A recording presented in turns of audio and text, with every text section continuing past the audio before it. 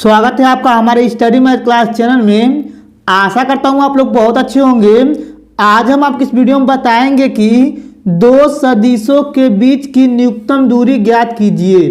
तो देखिए कक्षा 12 के चैप्टर नंबर 10 से लिया गया है, जो आपके बोर्ड में हर साल 5 नंबर का पूछा जाता है।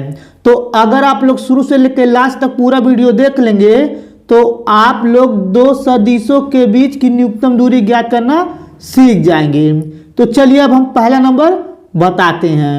अब देखिए पहला नंबर प्रश्न यहाँ पे लिखा हुआ है, रेखाओं आर वेक्टर बराबर कोष्टक में i cap plus 2j cap plus 3k cap, फिर कोष्टक बंद, फिर लेमडा, फिर अगले कोष्टक में लिखा हुआ है i cap minus 3j cap plus 2k cap, तथा फिर यहाँ पे नीचे लिखा हुआ है आर वेक्टर बराबर 4i cap plus 5j cap plus 6k cap plus mu, फिर अगले क्वेश्चन में लिखा हुआ है 2i cap plus 3j cap plus k के बीच की न्यूनतम दूरी ज्ञात कीजिए। ठीक है, देखिए हम प्रश्न पढ़ लिए। अब चलिए हल करके आगे बताते हैं। अब देखिए यहाँ पे पहले क्या करेंगे, सबसे पहले लिखेंगे हल। ठीक, हल लिखने के बाद देखिए यहाँ पे जो ये दिया गया है आर वेक्टर, इसको उतार लेंगे।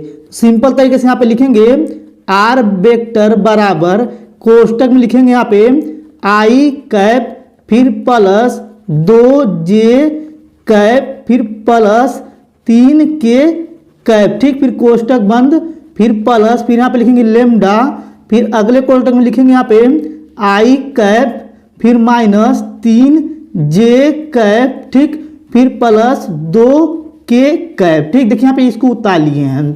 अब चलिए इसको उतारते हैं। देखिए यहाँ पे लिखेंगे सिंपल तरीके से आर वेक्टर बराबर 4i कैप, ठीक, फिर प्लस 5j कैप, ठीक, फिर प्लस 6k कैप, ठीक, फिर प्लस, फिर यहाँ पे म्यू, यहाँ पे दिया म्यू लिख देंगे। फिर देखिए यहाँ पे क्वेश्चन में लिखा हुआ है 2i कैप, फिर प्लस 3j कैप, फिर प्लस यहाँ पे हो जाएगा k कैप। देखिए यहाँ पे सिंपल तरीके से इन दोनों को उतार लिए हैं। ठीक, अब देखिए उतारने के बाद क्या करेंगे, यहाँ पे देखिए यहाँ पे जो दिया है आर वेक्टर बराबर, यहाँ पे आगे ये जो दिया है इसको सिंपल तरीके से लिखेंगे ए वेक्टर बराबर, ठीक, लिखेंगे ए वेक्टर बराबर आई कैप, फिर प्लस 2j कैप, फिर प्लस 3k कैप। ठीक, इसको उतार लिए हैं, ये a1 वेक्टर हो जाएगा। ठीक है, अब देखिए यहाँ पे इसके बगल में जो दिया लेमडा के बगल में इसको लिखेंगे b1 वेक्टर। ठीक है, b1 वेक्टर बराबर सिंपल तरीके से हो जाएगा आई कैप, फिर माइनस 3j कैप, फिर प्लस 2k कैप हो जाएगा। ठीक, देखिए इसको क्या किए, ऊपर वाले को a1 वेक्टर मान लिए हैं। अब देखिए यहाँ पे इसके बगल वाले को b1 वेक्टर मान लिए। ठीक, अब देखिए इसके नीचे वाले को लिखेंगे a2 वेक्टर। ठीक, a2 वेक्टर बराबर इसको लिखेंगे 4i कैप, ठीक, फिर प्लस 5j कैप, फिर प्लस 6k कैप। ठीक, अब देखिए इसके बाद इसको क्या करेंगे, b2 वेक्टर लिखेंगे यहाँ पे सिंपल तरीके से, और इसको लिखेंगे यहाँ पे 2i कैप, फिर प्लस 3j कैप, फिर प्लस k कैप हो जाएगा। ठीक, देखिए इसको इतना कर लीजिए, थोड़ा सा ऊपर कर लेते हैं। अब देखिए थोड़ा सा ऊपर करने के बाद यहाँ पे बीच की न्यूनतम दूरी का यहाँ पे सूत्र रख दिए हैं। अब इसी पे क्या करना, हमें मान निकालना है। ठीक है, देखिए यहाँ पे सिंपल तरीके से पहले क्या करेंगे, यहाँ पे लिखा हुआ है a2 vector minus a1 vector, पहले इसका मान निकालेंगे। देखिए यहाँ पे सिंपल तरीके से लिखेंगे a2 वेक्टर, ठीक, a2 vector minus a1 vector. ठीक, फिर देखिए बराबर लगाएंगे। देखिए यहाँ पे a2 वेक्टर का मान जो यहाँ पे दिया है नीचे इसको लिखेंगे सिंपल तरीके से 4i कैप, फिर प्लस 5j कैप, फिर प्लस 6k कैप हो जाएगा। ठीक है, फिर देखिए इसको कोष्टक में लिख देंगे और देखिए इसके बीच में माइनस लगा देंगे। अब देखिए यहाँ पे सिंपल तरीके से a1 वेक्टर का मान रखें। देखिए यहाँ पे ऊपर दिया है तो लिखेंगे i कैप, फिर प्लस 2j कैप, फिर प्लस 3k कैप हो जाएगा। ठीक, फिर कोष्टक बंद हो जाएगा। अब देखिए इसके बाद क्या करेंगे, इसको उतार लेंगे, लिखेंगे 4i कैप, फिर प्लस 5j कैप, फिर प्लस 6k कैप। ठीक, अब देखिए इसके चिन्ह से गुणा कर देंगे माइनस से, इसका चिन्ह बदल जाएगा, हो जाएगा यहाँ पे i कैप माइनस में, फिर माइनस 2j कैप हो जाएगा, फिर माइनस 3k कैप हो जाएगा। ठीक है, अब देखिए इसके बाद सिंपल तरीके से क्या करेंगे, यहाँ पे देखिए 4i कैप है और यहाँ पे 1 है, तो घटा देंगे तो बचेगा 3i कैप। ठीक, फिर देखिए यहाँ पे 5j कैप है और यहाँ पे माइनस 2j कैप है, तो घटाएंगे 5 में से तो बचेगा प्लस में 3j कैप। ठीक, फिर देखिए यहाँ पे 3k है और यहाँ पे 6 है, तो 6 में से 3 घटाएंगे तो बचेगा प्लस में 3k कैप। ठीक, इतना अच्छे से समझ में आ गया होगा। चलिए थोड़ा सा ऊपर कर लेते हैं। अब देखिए थोड़ा सा ऊपर कर लिए हैं और यहाँ पे सिंपल तरीके से a2 vector minus a1 vector का ये मान निकला था, तो यहाँ पे इसको ऐसे रहने देंगे। ठीक है, अब देखिए यहाँ पे लिखा हुआ सिंपल तरीके से सूत्र में ऊपर लिखा था, यानी कि b1 वेक्टर गुणे b2 वेक्टर, इसका मान निकालना है।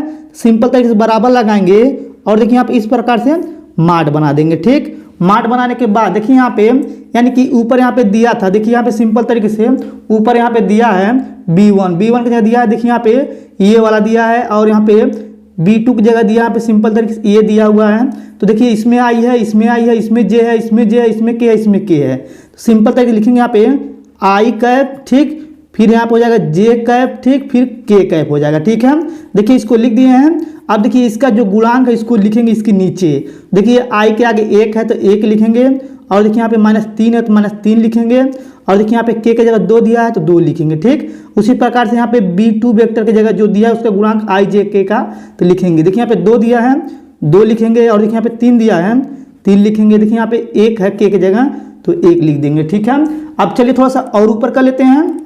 अब देखिए थोड़ा सा ऊपर कर लिए हैं। अब देखिए इसके बाद क्या करेंगे, सिंपल तरीके से पहला पंक्ति पहला स्तंभ लेकर इसको हल करेंगे। ठीक है, देखिए यहाँ पे सिंपल तरीके से पहले जो दिया है उसको इस प्रकार से बना दे रहे हैं। ठीक है, अब देखिए यहाँ पे आई है तो आई यहाँ पे लिख देंगे। ठीक, फिर देखिए कोष्टक लगाएंगे तो पहला पंक्ति पहला स्तंभ, तो इससे गुणा करेंगे 3 में 1 से तो -3 आ जाएगा और देखिए यहाँ पे 2 से करेंगे 3 में तो 2 तिहाई 6 हो जाएगा, बीच में माइनस लगा देंगे। फिर देखिए यहाँ पे प्लस फिर माइनस चलता है, माइनस यहाँ पे हो जाएगा j। ठीक है, देखिए यहाँ पे यानी कि पहला पंक्ति दूसरा स्तंभ लिए हैं तो 1 से गुणा करेंगे 1 में तो 1 आ जाएगा। ठीक, फिर देखिए यहाँ पे 2 से गुणा करेंगे 2 में तो -4 आ जाएगा। ठीक, अब देखिए यहाँ पे सिंपल तरीके प्लस माइनस प्लस, अब फिर लेंगे k कैप लिख देंगे।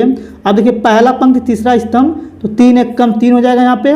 फिर देखिए इससे गुणा करेंगे तो 3 दूनी 6 माइनस है तो माइनस ऑलरेडी यहाँ पे प्लस हो जाएगा 6 लिख देंगे। ठीक, अब देखिए इतना आपको अच्छे समझ में आ रहा होगा। अब देखिए इसके बाद क्या करेंगे, सिंपल तरीके से यहाँ पे लिख देंगे जो दिया यानी कि i कैप। ठीक है, फिर देखिए इसको जोड़ेंगे तो सिंपल तरीके से माइनस में 9 आ जाएगा, 9 लिख देंगे। फिर माइनस यहाँ पे हो जाएगा सिंपल तरीके से j कैप, फिर गुणे 4 में से घटाएंगे 1 तो बचेगा -3, फिर यहाँ पे हो जाएगा प्लस k कैप। ठीक, फिर देखिए इसको जोड़ लेंगे तो हो जाएगा सिंपल तरीके से 9। ठीक, अब देखिए इसके बाद क्या करेंगे, इसको गुणा कर लेंगे तो हो जाएगा यहाँ पे -9i कैप, फिर यहाँ पे हो जाएगा माइनस प्लस 3j कैप। ठीक, फिर यहाँ पे हो जाएगा प्लस 9k कैप। ठीक, इतना अच्छे समझ में आया होगा।